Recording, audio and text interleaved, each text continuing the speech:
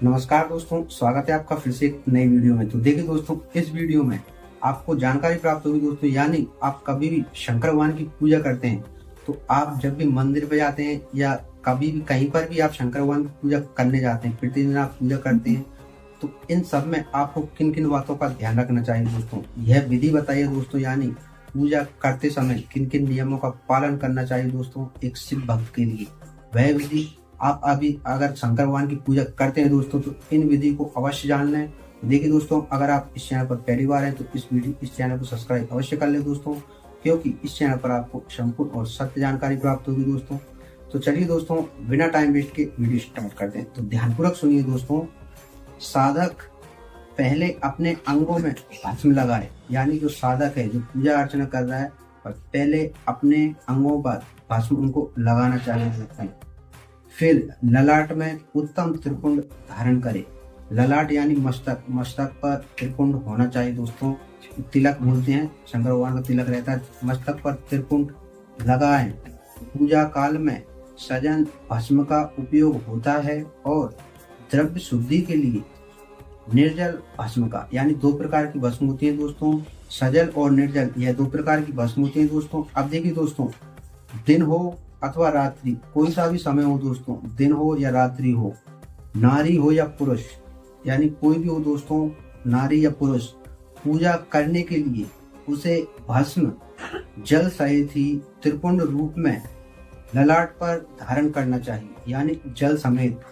आप जब भस्म ललाट पर यानी मस्तक पर त्रिपुंड बनाए भस्म का, तो उसमें जल मिला ले दोस्तों, यानी जल समेत। ऐसे मतलब अकेली सूखी भस्म नहीं लगाना चाहिए दोस्तों, उसमें मतलब जल मिलाकर शुद्ध और गीली कर ले उसको, तब जाकर आप मस्तक पर त्रिपुंड बनाइए दोस्तों। फिर पूजा का अधिकार मानते हैं दोस्तों। इस तरह से आप पूजा कर सकते हैं, यानी भस्म लगाना अनिवार्य है। जल मिश्रित भस्म को त्रिपुंड रूप में धारण कर जो व्यक्ति शिव की पूजा करता है उसे शांग शिव की पूजा का फल तुरंत प्राप्त हो जाता है दोस्तों। यानी कि आप भस्म का मस्तक पर त्रिपुंड लगाकर अगर शिव की पूजा करते हैं दोस्तों, तो यह जो एक पूजा बताई है दोस्तों, शांग शिव की पूजा, यानी शांग शिव की पूजा है दोस्तों, उसका फल तत्काल मिल जाता है दोस्तों, उस पूजा का फल। तो यानी आप कभी भी शिव की पूजा करें तो मस्तक पर भस्म का त्रिपुंड अवश्य बना लें। यह सुनिश्चित है जो प्राणी शिव मंत्र के द्वारा भस्म को धारण करता है, यानी आप भस्म धारण कर रहे हो तो मंत्र उच्चारण होना चाहिए दोस्तों। ऐसे नहीं कि मतलब एकदम शांत रहकर चुप रहकर भस्म को धारण नहीं करना चाहिए। जब आप मस्तक पर त्रिपुंड बना रहे हो, भस्म धारण कर रहे हो, तो मंत्र का जप होना चाहिए दोस्तों, ठीक है।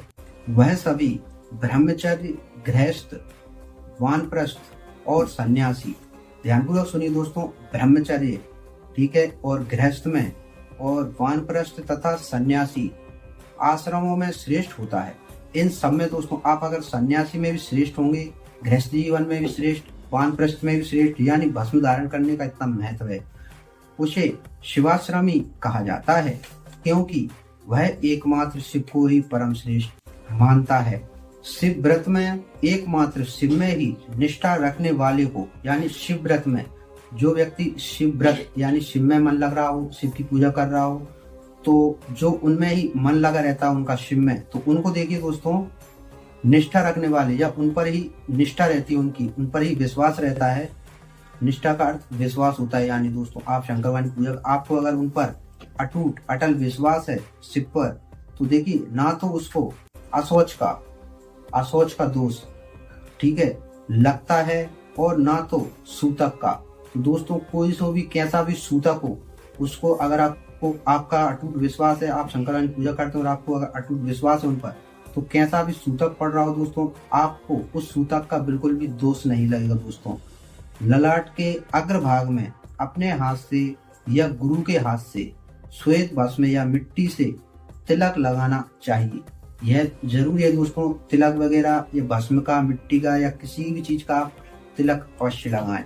यह शिव भक्त का लक्षण है, यही शिव भक्त का लक्षण है दोस्तों।